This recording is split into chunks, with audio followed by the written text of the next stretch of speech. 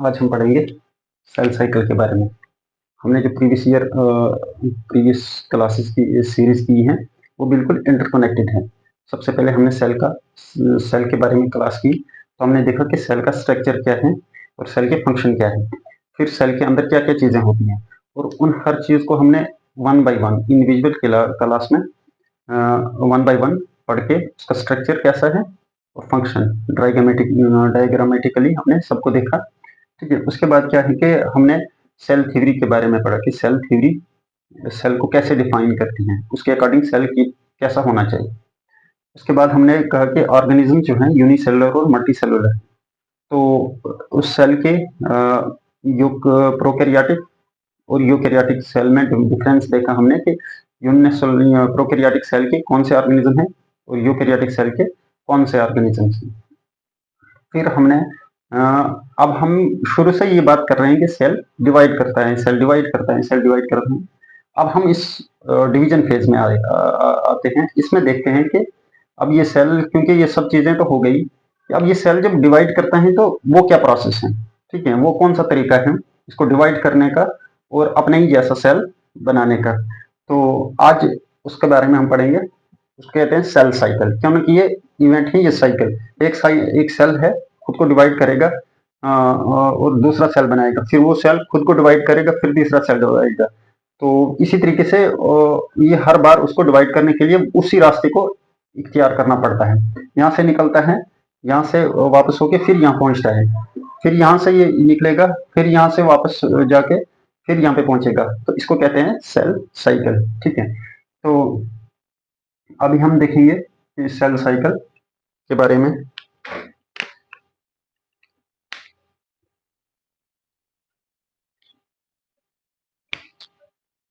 सबसे पहले इसको ना डिस्कवर किया था दो साइंटिस्ट थे, पेरवास्ट डिस्कवर बाय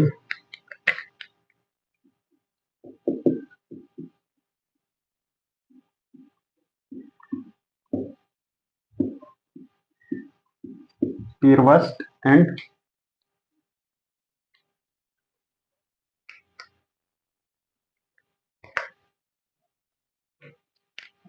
डूमास। ठीक है, पेरवास्ट एंड डोमास दो साइंटिस्ट थे, इन्होंने 1824 में सेल साइकिल को डिस्कवर किया था। फ्रॉग का जाइगोट ये स्टडी कर रहे थे, तो वहां पे उन्होंने देखा कि ये सेल तो साइकिल की इवेंट में जाता है, फिर जाके अपनी स्टेज से गुजर के डिवाइड होके फिर उसी स्टेज पे पहुंचता है, फिर नया सेल बना के फिर उस प्रोसेस में जाता है, तो एट द एंड फिर उसी जगह पे पहुंचता है। ठीक है, तो ये है। अब हम देखेंगे कि ये जो इवेंट्स होती हैं, हम ह्यूमन के सेल के बारे में देखेंगे। तो ये है, ये अगेन ये है सेल हमारे पास। अब क्या है कि ये क्या करता है,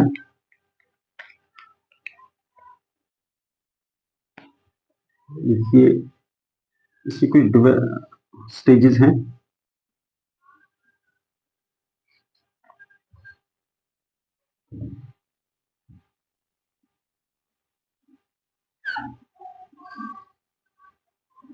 ठीक है, एक स्टेज में इतना वक्त गुजारेगा ये, दूसरी स्टेज में इतना वक्त गुजारेगा,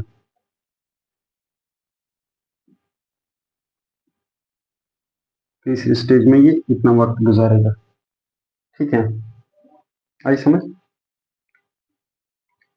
इसको थोड़ा बड़ा कर देते हैं, थोड़ा सा बड़ा,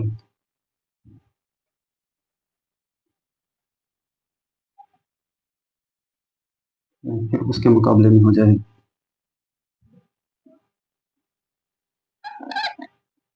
इस तरीके का इवेंट होता है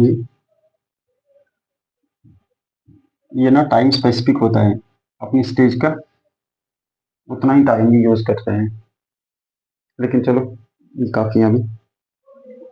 अब ये क्या है कि ये सेल यहाँ पे रेस्ट में है, ठीक है। अब सेल साइकिल को क्या कहेंगे हम, ये सेल साइकिल डिवाइड होगा तो ग्रोथ करेगा, तो हमने सपोज ये सेल रेस्ट में है, ठीक है, ये रेस्ट में है, इसको कहेंगे हम ग्रोथ जीरो, G0 या जी नॉट फेज इसको कहा, ये ग्रोथ फेज जीरो में है, ये अभी रेस्ट में, इसने प्लान नहीं किया है, ना इसने डिसाइड किया है कि मैंने ग्रोथ ग्रोथ डिवीजन फेज में जाना है, ग्रोथ करनी है, आगे नया सेल बनाना है। तो जब ये डिसाइड करेगा तो सबसे पहले आएगा G1 स्टेज, ठीक है, फेज एक टाइम कि इसको पहले इतना टाइम एक फेज में एक टाइम पीरियड तक एक काम करता है, उसको हमने कह दिया G1 फेज। उसको दूसरी टाइम में एक और वक्त बिताता है, ये फेज कहो या स्टेज कहो, ठीक है। ये आ गया G1 फेज, फिर इसको आगे चल के ये पहुंच गया, यहाँ से जब इसने वो यहाँ का काम खत्म किया तो दूसरा काम स्टार्ट किया, उसको कहेंगे हम एस फेज कह दिए। उसके बाद क्या है कि G2 फेज, यही हमने आज पढ़ना है कि ये स्टेजेस क्या होती है, इनको क्यों कहते हैं ऐसे, ठीक है। ये आ गया G2 फेज, और फिर ये आ गया M phase, G1 S G2, G1 S G2 and M, ये चार स्टेजेस हैं सेल साइकिल की। ये 3 डायग्राम हम विजिबल बनाते हैं।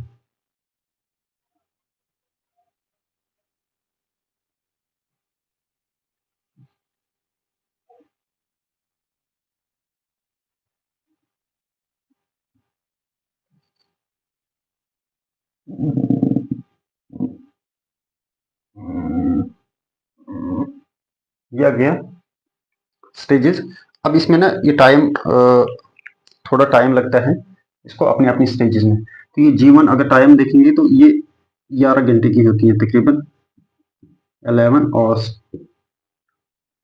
ठीक है, सबसे लंबी फेज है इसलिए इसका एरिया हमने ज्यादा रखा। ये एस फेज होती है 8 घंटे की, ठीक है, 8 आवर्स। ये होती है 4 घंटे की, मतलब 4 घंटे का पीरियड इस फेज में बिताता है ये। यहाँ का काम करने में इसको 4 घंटे लगते हैं, यहाँ का काम 8 घंटे, 11 घंटे, यहाँ का 8, यहाँ का 4, ठीक है, और यहाँ पे 1 आवर,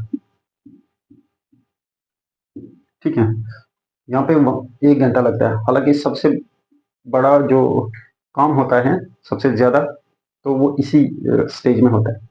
अब क्या है कि टोटल कितना हो गया, ये 24 आवर, ये टोटल सेल, ह्यूमन सेल हम के बारे में बता रहे हैं।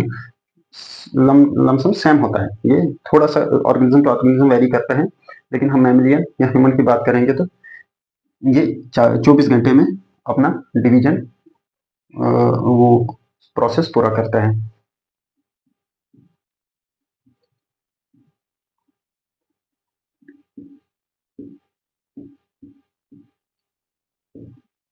ठीक है, 24 आवर्स, आधे दिन में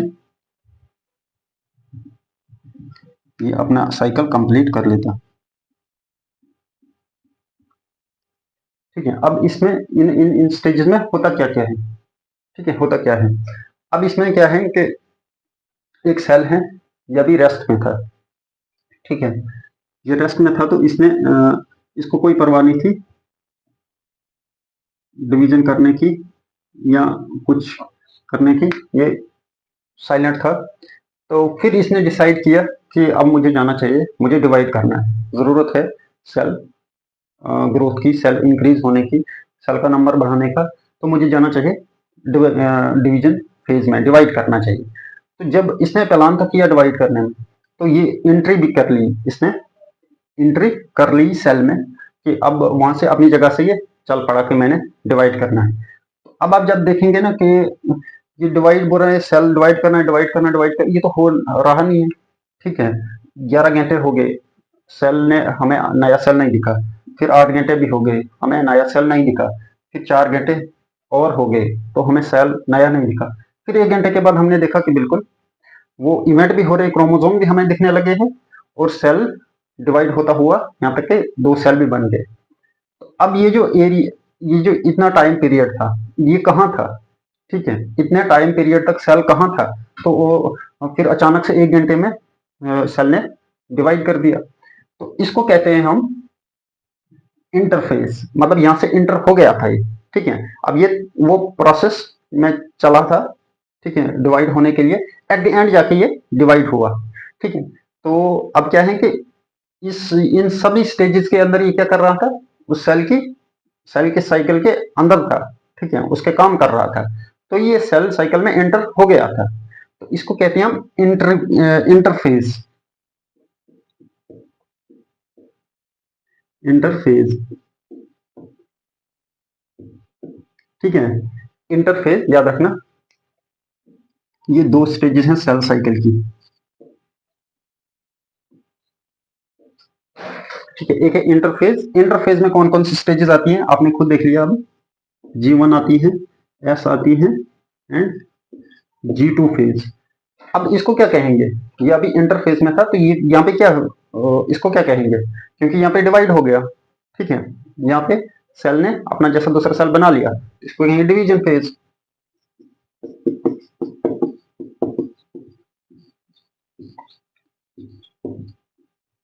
ठीक है, इंटरफेस और डिवीजन फेज ये होता है कि याद रखना, आपसे क्वेश्चन में पूछा जाएगा कि इंटरफेज में सेल की कौन कौन सी स्टेजेस आती हैं।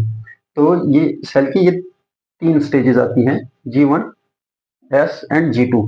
ठीक है, एम फेज। एम फेज कौन सी फेज होती है? आपसे पूछा जाएगा तो वो डिवीजन फेज होती है। ठीक है, इसको सभी को हम आराम के साथ पढ़ेंगे डिटेल में। तो ये अभी इतना सा आपको पता लग गया कि सेल की 2 स्टेजेस हैं, किस बेस पे इसको 2 स्टेजेस में डिवाइड किया गया है। ओवरऑल स्टेजेस क्या है? फिर जब हम बोलेंगे कि दो स्टेजेस में है, यहाँ तो 4 हैं, तो हमने 2 में कैसे डिवाइड किया इसको? तो जब साइंटिस्ट ने देखा ना कि सेल तो कुछ काम कर ही नहीं रहा है, ठीक है, अचानक से 1 घंटे में सेल डिवाइड होता है, ये कैसे हो सकता है? ठीक है, उधर से डीएनए तो डबल है इसके अंदर। ठीक है, बहुत सारी चीजें हैं।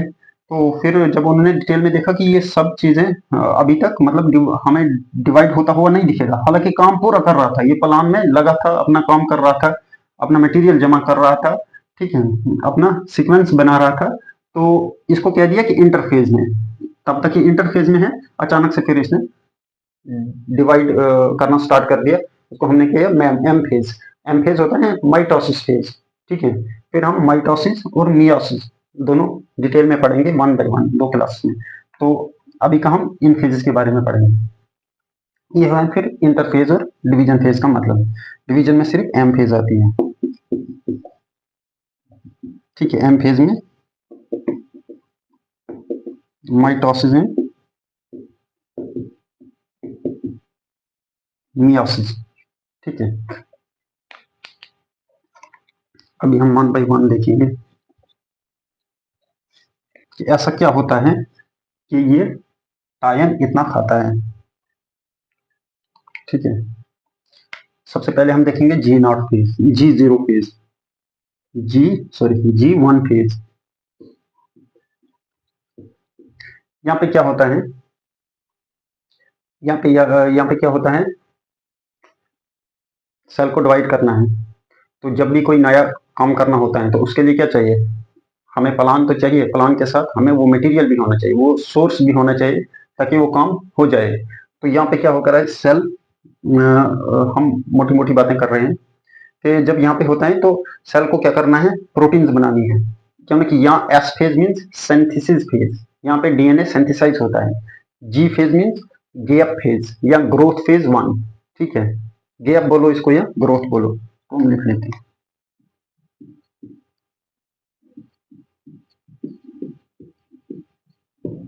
ठीक है, ये ग्रोथ करने लगता है यहाँ पे। G1 मीन्स पहली ग्रोथ फेज। ठीक है, ग्रोथ की किसकी सेंस में? ग्रोथ ये ज्यादा अपने एमआरएनए बढ़ाएगा। ठीक है, यहाँ पे प्रोटीन ज्यादा जो यहाँ काम आने वाले होंगे, ये यहीं पे उनको बना के लेके आएगा। ठीक है, इंजाइम्स लगने होंगे तो वो यहाँ पे इनको तैयार कर लेगा। ठीक है, पूरी तरीके से। ठीक है, इसके अलावा और जो जो चीजें रिक्वायर होंगी तो वो इस G1 फेज में वो उसको पूरा कर लेगा। तभी ये टाइम लगा लेता है कि मुझे जो भी अगर न्यूक्लियोटाइड यहाँ पे लगने हैं तो ये पहले ही न्यूक्लियोटाइड तैयार करके रखेगा। जो भी कम्प्लेक्सेस लगेंगे, जो मशीनरी चाहिए, वो मशीनरी यहाँ पे तैयार हो जाएगी बिल्कुल फुल। सिर्फ उसको यहाँ पे आके स्टार्ट किया जाएगा। यहाँ तक कि असेंबल भी यही कर दिया जाता है। ठीक है, जब आप डीएनए रेप्लिकेशन पढ़ेंगे तो डीएनए रेप्लिकेशन की असेंबली यहाँ पे हो जाती है। यहाँ पे सिर्फ उसको क्या कर दिया जाए, एक्टिवेट कर दिया जाता है। तो इतना इंपॉर्टेंट है सेल, पहले ही अपना प्लान के साथ चलता है। तो ये है ग्रोथ फेज वन। तो यहाँ पे क्या होता है, यहाँ पे सबसे ज्यादा क्या होगा, ट्रांसक्रिप्शन होगा। एमआरएनए बनने स्टार्ट हो जाएगा।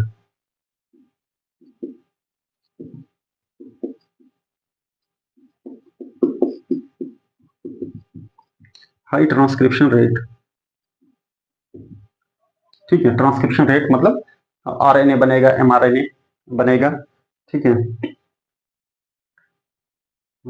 उसके बाद क्या होगा, तो इंजाइम और प्रोटीन बननी चाहिए। एंजाइम और प्रोटीन की जरूरत है यहाँ पे। ठीक है, पॉलीमरेजेस की बहुत सारे किस्म के एंजाइम्स। तो यहाँ पे क्या होगा, और ट्रांसक्रिप्शन जब हाई होगा तो ट्रांसलेशन भी हाई होगा। हाई ट्रांसलेशन, ठीक है। ट्रांसक्रिप्शन हाई होगा, ट्रांसलेशन भी हाई होगा, तो सेल को एनर्जी यूज भी होगी और इसमें एनर्जी को बचा के भी रखना है। ठीक है, आगे चलाना है। तो ये मेटाबोलिकली एक्टिव होता है, मतलब बहुत सारी रिएक्शंस उस टाइम चलने लगती हैं। कुछ चीजें बनती हैं, कुछ चीजें टूटती हैं, तो उसको कहते हैं मेटाबॉलिज्म। तो metabolic, high metabolic rate, high meta high metabolic rate,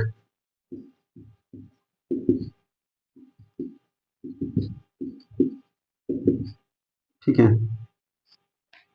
high metabolic rate इस स्टेज में होगा। इसके अलावा क्या होगा, इसके अलावा क्या होगा, यहाँ पे क्या होना है, डीएनए सिंथेसाइज होना है। तो यहाँ पे डीएनए का क्या होगा फिर, यहाँ पे डीएनए जो होगा वो 2n की, उसको कहते हैं 2n कंटेंट में, जो हमारे पास 23 पेयर्स ऑफ क्रोमोसोम है। तो उसके उनके पास जो डीएनए होगा वो 2n होगा। ये याद रखना, शायद कोई आपको ना बताए लेकिन कंफ्यूजन होती है। तो ये कंफ्यूजन साथ में ही क्लियर हो तो ज्यादा अच्छा है। यहाँ पे डीएनए जो होगा,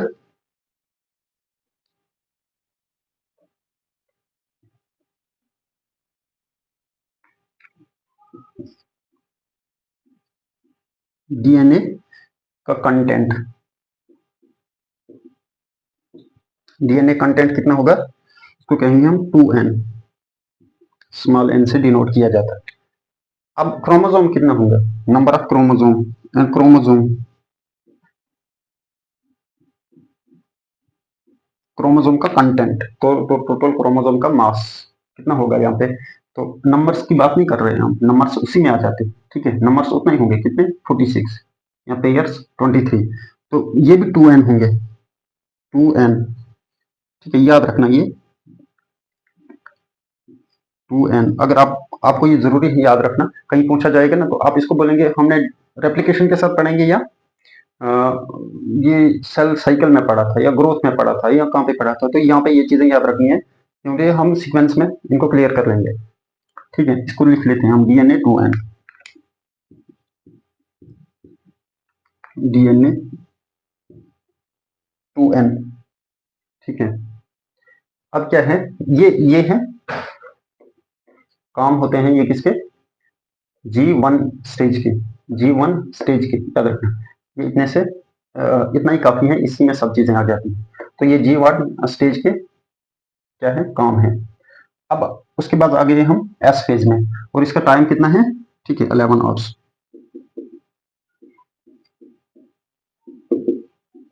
टाइम पीरियड भी पूछा जाएगा आपको, तो वो है 11 घंटे। बिल्कुल प्रीसाइज, इसी के अंदर आपका क्वेश्चन निकल जाएगा, जो जितना हमने पढ़ा है। अब हम करेंगे एस फेज के बारे में। ठीक है, इसको आप लिख सकते ग्रोथ फेज फर्स्ट, या गैप फेज फर्स्ट।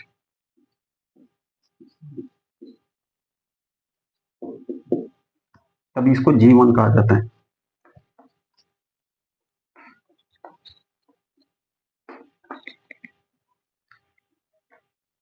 आगे हम G2 फेज में,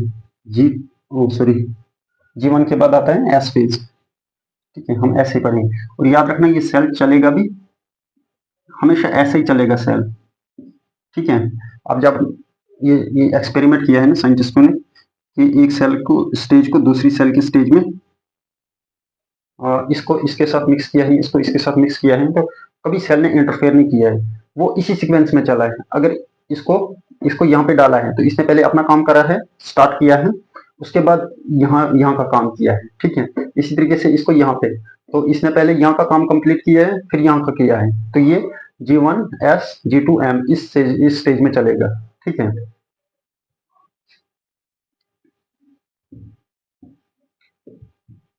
ठीक है, ये हमेशा ऐसे ही चलेगा, कभी रिवर्स नहीं होगा।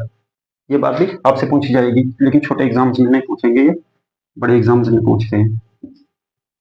एक्सपेरिमेंट देते हैं कि बताओ भाई इस सेल का क्या हुआ होगा। तो ये है, अच्छा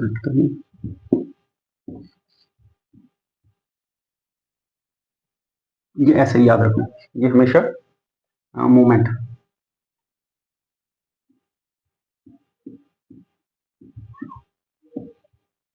ठीक है, मूवमेंट इसी तरीके से होगी। अब क्या है, हमने पढ़ा एस फेज के बारे में।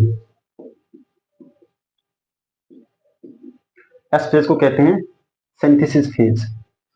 इसको हम लिख सकते हैं DNA synthesis phase. S phase में DNA synthesis.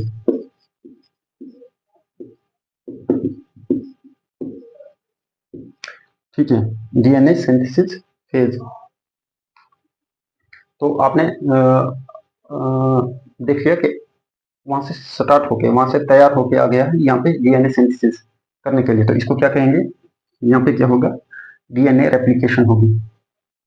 DNA synthesis phase में क्या होगा, डीएनए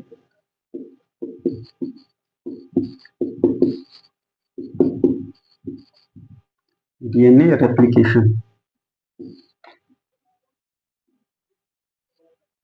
डीएनए रेप्लिकेशन यहाँ पे होगी, डीएनए डबल बन जाएगा। रेप्लिकेशन करो इसको, या डुप्लीकेशन, डीएनए रेप्लिकेशन या डुप्लीकेशन भी कह सकते हैं आप।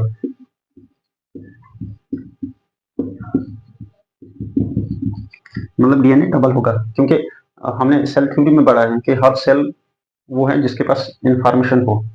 ठीक है, तो अगला सेल इसने बनाना है तो उसको डीएनए कहाँ से मिलेगा, तो ये यहाँ के डीएनए को डबल करेगा उस आगे नए सेल को देने के लिए। ठीक है, तो वो डीएनए डबल कहाँ होगा, इस एस फेज में।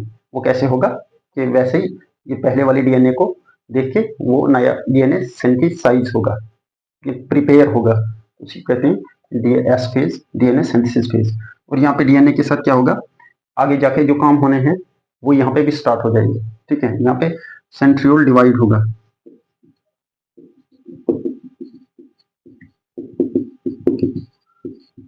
ठीक है, सेंट्रियोल डिवाइड होगा, हमने सेंट्रियोल पे क्लास करी है, सिर्फ एनिमल्स में होता है, और इस कोई नॉन मेम्ब्रेनस होता है, मेम्ब्रेन नहीं होता। सेंट्रियोल डिवाइड होगा, वो यहाँ पे इसको हेल्प करेगा। इसके अलावा डीएनए के पास क्या होती है, डीएनए ह्यूमन केस में डीएनए पैक होता है, पैक किया हुआ था। तो वो किसके साथ पैक होता है, हिस्टोन प्रोटीन, हिस्टोन की नाम की प्रोटीन होती है। ठीक है, तो वो हिस्टोन भी यहीं पे सिंथेसाइज होगी डीएनए के साथ। ठीक है, आपको कहा जाएगा डीएनए तो सिंथेसाइज हुआ, बताओ वो हिस्टोन का क्या हुआ होगा। ठीक है, हिस्टोन कहाँ से आती है, जब सेल डिवाइड करते हैं तो डीएनए तो आ गया डुप्लीकेट होके, तो हिस्टोन कहाँ से आ गई, तो हिस्टोन भी इस डीएनए के साथ ही सिंथेसिस हो जाती है। हम बिल्कुल मेन पॉइंट्स पढ़ रहे हैं, ना कोई एक्सेप्शंस, ना कोई कंफ्यूजिंग पॉइंट्स। तो ये है। अब क्या होगा, एक बहुत इंपॉर्टेंट पॉइंट जो आपको याद रखना है, तो अभी बात क्लियर हो जाएगी ना तो कभी नहीं भूलेगी आपको। लेकिन अभी अगर आपने मतलब थोड़ा टपोरी समझने में वो कर दिया ना गलती, तो फिर आगे जाके जब क्वेश्चन आएगा ना, आप इतना माइंड आपका हाईजैक हो जाएगा कि असल में इसको किस क्लास में देखा जाएगा, ये किस क्लास का क्वेश्चन है, इसको कहाँ से पढ़ा जाएगा।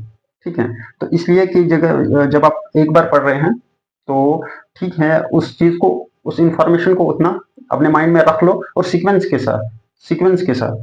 और आप साइंस जब पढ़ रहे हैं तो याद रखना कि ये चीजें, ये टॉपिक आपको वैसे याद नहीं आना चाहिए कि जब बुक खोली तो याद आ गया।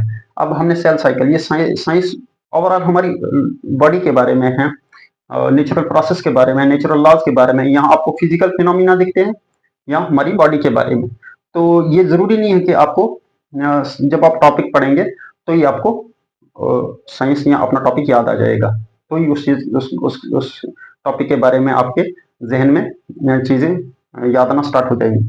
आपने सेल साइकिल आज पढ़ा, बिल्कुल आपको रास्ते चलते ही सेल साइकिल के वो याद रहना चाहिए, क्योंकि ये एक प्रोसेस है हमारी बॉडी के अंदर। ठीक है, तो सेम क्या है, जब है हमने पहले बोल दिया यहाँ पे डीएनए का कंटेंट 2n है। अब यहाँ पे क्या होगा, डीएनए डबल होगा तो कंटेंट क्या बन जाएगा, 4n। ठीक है, डीएनए कंटेंट आपसे पूछा जाएगा, बुक्स पे नहीं लिखा होगा, आपको पूछा जाएगा बताओ किस स्टेज में डीएनए है। तो डीएनए असल में इसको हम यहाँ पे भी लिख सकते हैं, यहाँ पे अभी हो गया, यहाँ पे भी 4n, डीएनए 4n, तो इसको हम लिखेंगे क्योंकि इंपॉर्टेंट यहाँ पे पूछा जाएगा। तो ये होता है, ये है इस एस फेज के बारे में इतना इनफ है। अब एक बात बताएं हम आपको, हमने बोला क्रोमोसोम सेम रहेगा, डीएनए डबल होगा, ये बात भी याद रखना। डीएनए कंटेंट डीएनए 2n है और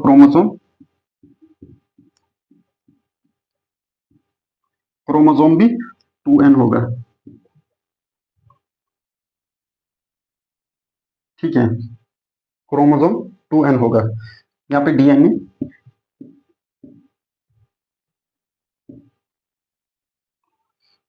एंड हिस्टोन,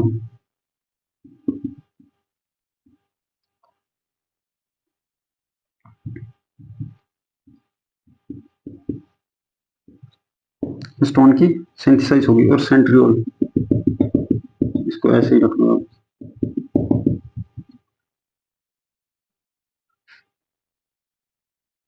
जो पहली बार पढ़ रहे हैं आप कंफ्यूज हो जाएंगे। ये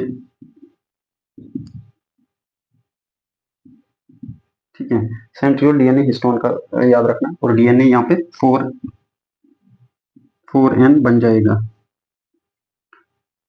क्रोमोसोम 2n ही रहेगा, क्रोमोसोम 2n ही रहेगा, डीएनए 4n बन जाएगा। तो यहाँ पे कैसे क्रोमोसोम 2n रहेगा, यहाँ पे क्रोमोसोम जो है वो इस फॉर्म में है, ये होता है क्रोमोसोम पे हम क्लास पढ़ेंगे तो ये होता है, इसको कहते हैं सेंट्रोमेयर।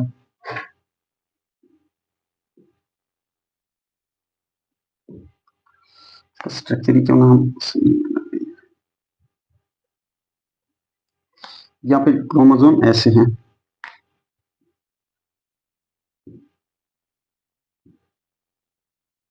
ठीक है,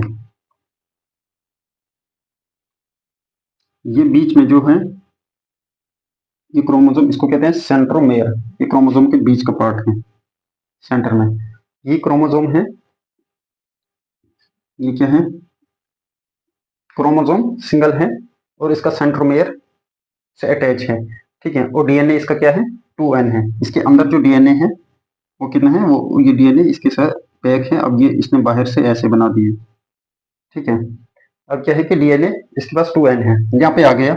अब डीएनए क्या हुआ, डबल हुआ। कैसे, वो हम रेप्लिकेशन जब पढ़ेंगे, लेकिन अभी क्योंकि सेल साइकिल आपको क्लियर होगा तो बहुत सारी चीजें क्लियर हो जाएंगी। अब ये है पेरेंट डीएनए। ठीक है, ये ओपन होगा, यहाँ से इसके साथ नया डीएनए सिंथेसाइज होगा। ठीक है, इस स्ट्रैंड पे भी, इस पे भी। ठीक है, जब ऐसे ये नया स्ट्रैंड सिंथेसाइज होगा तो ये डीएनए डबल हो जाएगा। ठीक है, डीएनए का कंटेंट डबल हो जाएगा। लेकिन अब ये हो डीएनए पैक किसमें है, यहाँ पे ओपन होके डीएनए डबल हो जाएगा। लेकिन जब तक ये स्टेज 2 में जाएगा, यहाँ पे डीएनए डबल होगा, क्रोमोसोम सिंगल कैसे होगा, क्रोमोसोम को इसके बेस पे डिफाइन किया जाता है कि सेंट्रोमेयर के बेस पे इसको डिवाइड किया जाता है कि क्रोमोसोम एक है या सेंट्रोमेयर कितना है।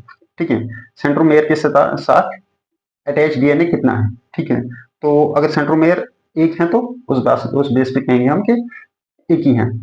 ठीक है, क्रोमोसोम एक ही है।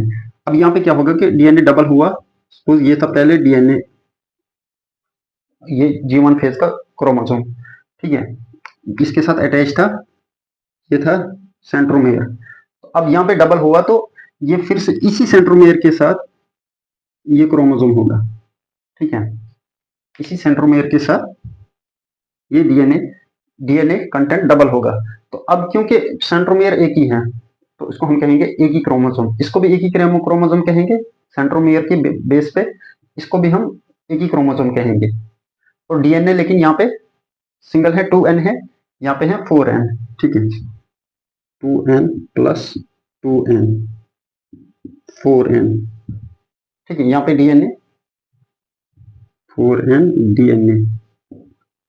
अब आपको क्लियर हो गया होगा कि वहां पे 2n, तो यहाँ से 4n बन गया, तो अब G2 स्टेज में हमारे पास डीएनए कितना है, 4n, ठीक है।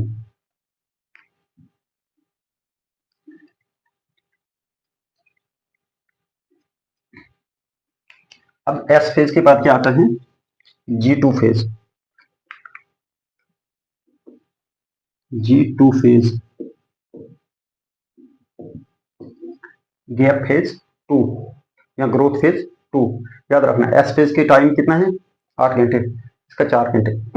यहाँ पे ग्रोथ फेज 2, गैप फेज 2, मतलब अब यहाँ पे मटेरियल आया था यहाँ के लिए, तो यहाँ पे यूज हो गया मटेरियल और काम भी हो गया, यहाँ से गया अब आगे स्टेज में, अब जाना है यहाँ पे, अब एम फेज में जाके डिवाइड करना है, सेल ने डिवाइड करना है, अब अपना ही जैसा दूसरा सेल बनाना है, और उसको वो सभी चीजें चाहिए जो इसको खुद के पास थी, एक भी चीज कम नहीं होनी चाहिए, एक भी इवन एक सिंगल मॉलिक्यूल कम नहीं होना चाहिए, ठीक है। तो वो सब चीजें इसको देनी है। तो अब क्या होगा, यहाँ पर इतना काम हो गया, डीएनए डबल कर दिए इसने उसके लिए, ठीक है, सेंट्रियोल हिस्टोन वो सब कुछ। तो अब क्या है, यहाँ पे क्या होगा, यहाँ पे फिर से इंजाइम जो यहाँ पे लगने हैं, एम फेज में डिवाइड होने के लिए जो इंजाइम्स प्रोटीन्स चाहिए, तो वो जरूरी है, ठीक है। तो यहाँ पे भी क्या होगा, ये थोड़ा रेस्ट लेगा, थोड़ा गैप लेगा, तो यहाँ पे फिर से ट्रांसक्रिप्शन ट्रांसलेशन होगी, ज्यादा आरएनए बनेगा और ज्यादा ज्यादा प्रोटीन्स बनेंगे, इंजाइम्स बनेंगे, प्रोटीन इंजाइम्स यहाँ होते हैं, ट्रांसलेशन से बनते हैं। अब क्या है कि यहाँ पे क्या होता है, high transcription rate,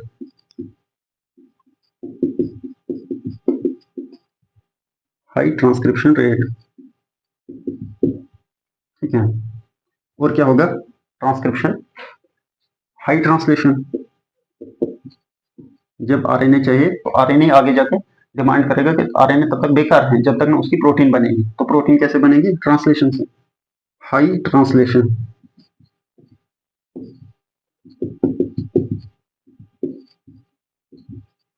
high translation rate, ठीक है। इसके अलावा क्या होगा कि यहाँ पे अब हमने तो डीएनए की बात करती, ठीक है सर, अब जो सेल को चाहिए ऑर्गेनेलीज, ऑर्गेनेलीज चाहिए, ठीक है, माइटोकॉन्ड्रिया चाहिए, क्लोरोप्लास्ट चाहिए, प्लांट सेल है तो एंडोप्लाज्मिक रेटिकुलम चाहिए, गोल्गी चाहिए, तो वो कहाँ से होगा, यहाँ पे उसकी डुप्लीकेशन होगी, ऑर्गेनाइज सब माइटोकॉन्ड्रिया बाइनरी फिशन करके अपना ही जैसा और माइटोकॉन्ड्रिया बनाएगा, तो उसको कहते हैं ऑर्गेनली डुप्लीकेशन, डुप्लीकेशन, ठीक है, ये अपने ही जैसा एक ऑर्गेनली अपने ही जैसा एक दूसरा ऑर्गेनली बनाएगा ताकि वो दूसरे सेल को दे सके।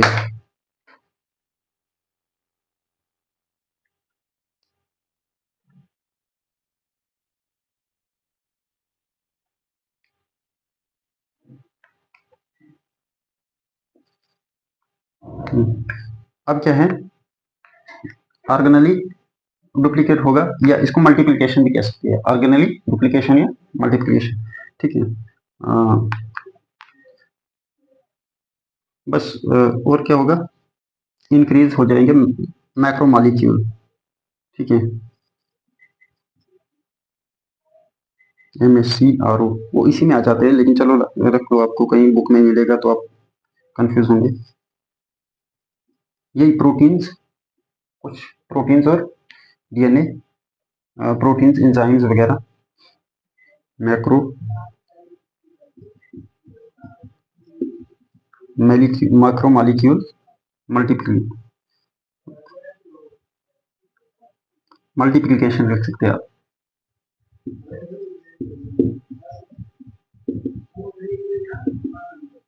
मल्टीप्लिकेशन लिखो या सिंथेसिस लिखो, ठीक है, सिंथेसिस ही लिखो।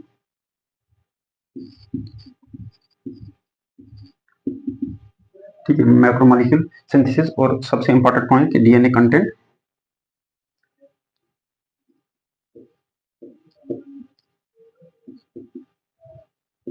DNA content 4n, DNA content कितना है, 4n है। और क्रोमोसोम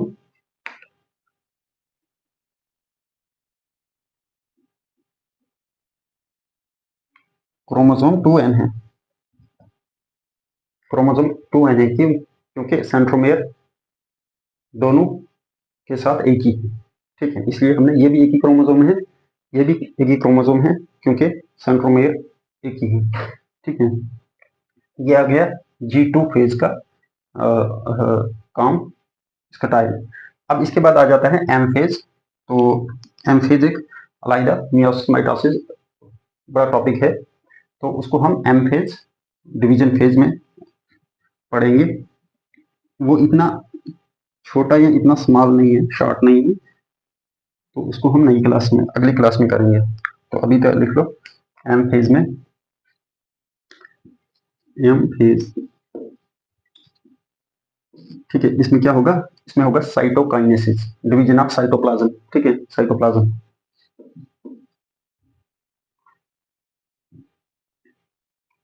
कैरियोकाइनेसिस भी होगा, डिवीजन ऑफ न्यूक्लियस।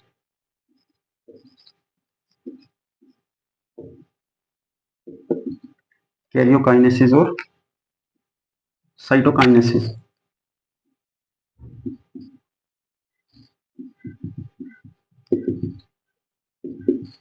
ठीक है।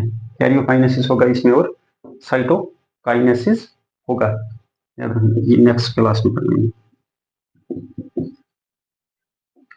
कैरियोकाइनेसिस और साइटोकाइनेसिस कैसे होता है। एक और बात यहाँ पे हम मेंशन कर लेंगे थोड़ा सा, क्योंकि इंपॉर्टेंट है, यहीं पे अगर याद रह गया तो रह गया याद।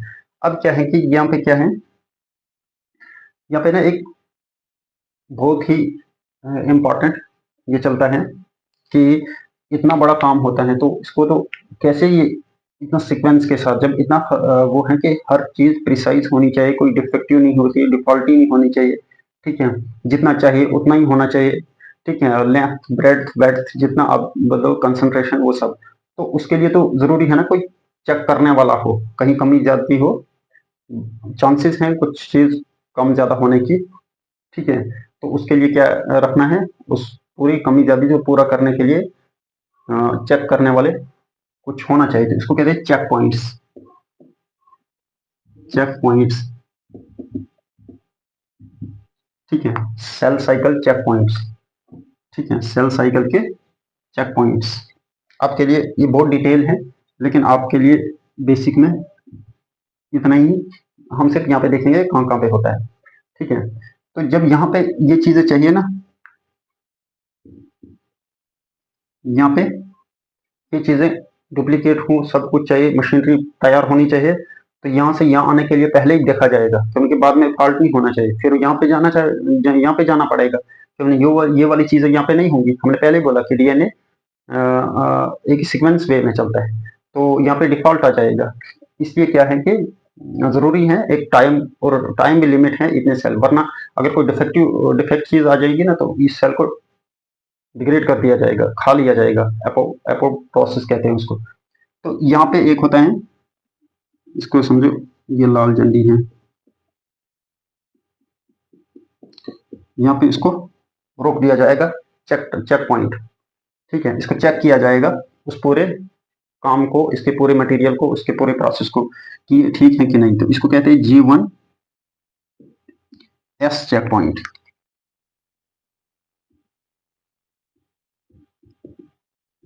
ठीक है, मतलब चेक पोस्ट है ये, एक यहाँ पे किया जाएगा चेक पॉइंट।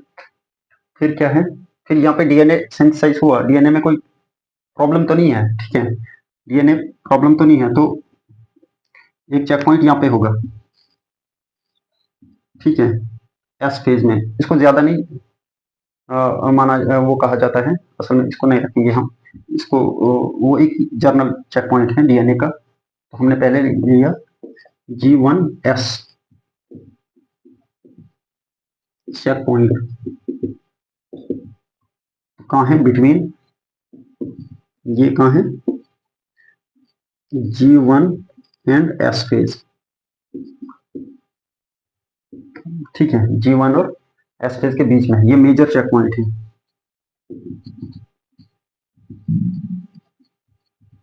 कैसे चेक किया जाएगा, बहुत डिटेल है, बहुत डिटेल टॉपिक है, लेकिन इतना ही याद रखो, ठीक है। फिर एस फेज, और दूसरा एम, दूसरा क्या है G2M एम चेक पॉइंट, ठीक है, जो बड़ा चेक पॉइंट है, मेजर चेक पॉइंट कहते हैं G2M चेक पॉइंट, क्या ना कि ये G2 और M के बीच में है, बस G2M चेक पॉइंट,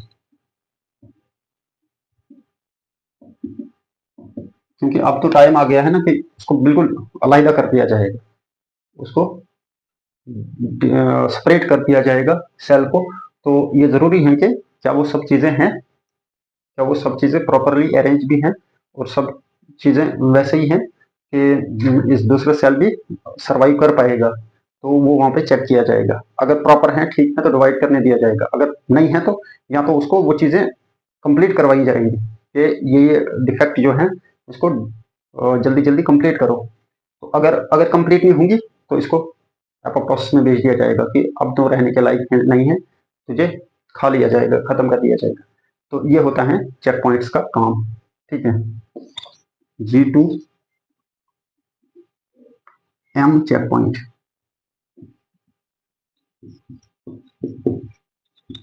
तो G2M चेक पॉइंट कहाँ पे है, between G2 and M phase, ठीक है। लेकिन हमने इनफ इंफॉर्मेशन, बहुत ही मतलब काइंड इंफॉर्मेशन आपको बहुत सिंपल वे में समझाई है, और ये इतनी याद रखना बहुत जरूरी है एक बायोलॉजिकल स्टूडेंट के लिए, बायो पढ़ने वाले के लिए, अपने एग्जाम्स के लिए, चाहे वो थ्योरेटिकल एग्जाम हो या कॉम्पिटिटिव एग्जाम हो। कॉम्पिटिटिव तो और ही ज्यादा जरूरी है, ठीक है, थ्योरेटिकल वाले वो रटा शटा मार के रख लेते हैं यार, लेकिन ये सब चीजें कॉम्पिटिटिव एग्जाम के लिए बहुत ज्यादा इंपॉर्टेंट है, ठीक है। अब क्या है, एक और चेक पॉइंट है, उसको कहते हैं DNA damage check point.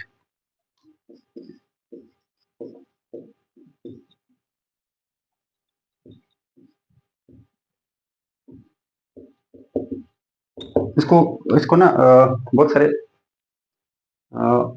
Authors लिखते हैं बुक में, कोई आपको यहाँ पे भेज देगा, इसको लिखेगा डीएनए डैमेज में, कोई आपको वहां पे कोई दूसरी जगह पे, लेकिन असल में ये डीएनए कहीं पे भी डैमेज हो सकता है, यहाँ पे यहाँ पे भी डीएनए डैमेज हो सकता है, ठीक है। तो इसको G1S में चलो वहां पे चेक कर दिया जाएगा, यहाँ पे एस में भी हो सकता है, तो इसको वहां चेक कर दिया जाएगा।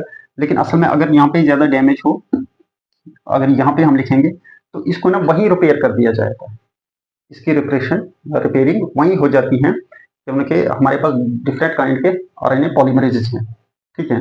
कोई प्रोसेसिंग करता है, कोई सिंथेसाइज करता है, कोई बाद में आके चेक प्रूफ रीडिंग करता है, चेक करता है, फिर तीसरा आके रिपेयर करता है, तो ये हम रेप्लिकेशन के टाइम पढ़ेंगे। तो ये है, ये डीएनए डैमेज चेक पॉइंट, ठीक है।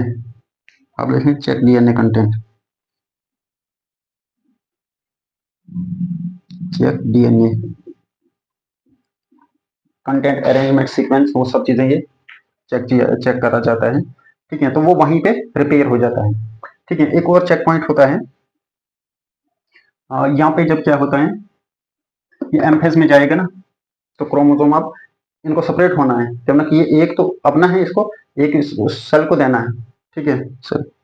एक सेल ये वाला पार्ट जो हिस्सा है इसने उसको देना है, क्योंकि डीएनए डबल है, तो अब ये खुद के लिए नहीं रखा है इसने, क्योंकि डिवाइड करना है, उसको देना है, तो ये अरेंज, ये बराबर पूरे प्रॉपर तरीके से इसको काटना है और इसको सेपरेट करना है, तो उसके लिए एक प्रॉपर मशीनरी है, जो हमने सेंट्रियोल की बात की, वो बहुत हेल्प करेगा। तो जब ये डीएनए ऐसे अरेंज हो जाएगा, दूसरी मेटाफेज आती है नेक्स्ट स्टेज, तो ऐसे ये सभी क्रोमोसोम एक प्ले इक्वेटर पे आ जाएंगे, ठीक है। इसी तरीके से तो ये क्या, इनको सेपरेट कर दिया जाएगा। तो सेपरेट करने से पहले उस मशीनरी को चेक किया जाएगा क्या ये सही तरीके से है कि ये कर सकते हैं सेपरेट डीएनए को या नहीं कर सकते हैं, ठीक है। कहीं डिफॉल्ट तो नहीं है, कहीं तो नहीं आधा ही क्रोमोसोम आएगा, आधा नहीं आएगा। अगर वो आधा वो आ जाएगा तो आगे जाके वो कोलाइड ही काज करता है, बहुत बड़ा फॉल्ट आ जाता है एक नए इंसान के अंदर। तो फिर क्या होता है, तो यहाँ पे उस मशीनरी को कहते हैं स्पिंडल असेंबली, ठीक है। स्पिंडल लगाए जाते हैं, ठीक है। जब हम मियोसिस माइटोसिस पढ़ेंगे वहां पे पढ़ लेंगे। यहाँ पे ये सेंट्रियोल यहाँ का होगा, सेंट्रियोल यहाँ का होगा, तो ये स्पिंडल फाइबर्स, तो ये इस तरीके से क्रोमोसोम्स को पकड़ के अपनी अपनी तरफ खींचेंगे, ठीक है। ये स्पिंडल असेंबली, स्पिंडल फाइबर से इनको देखा जाएगा। तो इसको एक होता है स्पिंडल असेंबली, सॉरी हमने यहीं पे लिख लेते हैं, जल्दी के चक्कर में फिर ज्यादा लेट हो जाता है। स्पिंडल असेंबली, ये तरीके प्रॉपर तरीके से असेंबल हुए या नहीं, ठीक है। तो ये कहाँ पे हो गए, ये हम मियोसिस माइटोसिस पढ़ेंगे, बहुत क्लियर हो जाएगा आपको। ये होता है मेटाफेज पे, मियोसिस की metaphase of meiosis, metaphase, metaphase of meiosis mitosis दोनों अब डिवीजन है, मेटाफेज ऑफ एम फेज। हमने कि हम इन स्टेजेस की बात कर रहे हैं, तो ये मेटाफेज में होगा क्या, स्पिंडल असेंबली चेक पॉइंट, ये स्पिंडल प्रॉपर प्रॉपर तरीके से अरेंज हुए या नहीं हुए। तो ये है ओवरऑल इंफॉर्मेशन सेल साइकिल के लिए, इनफ भी है और अथेंटिक भी है। आगे जाके नेक्स्ट में हम पढ़ेंगे मियोसिस क्या होता है, माइटोसिस क्या होता है। ओके।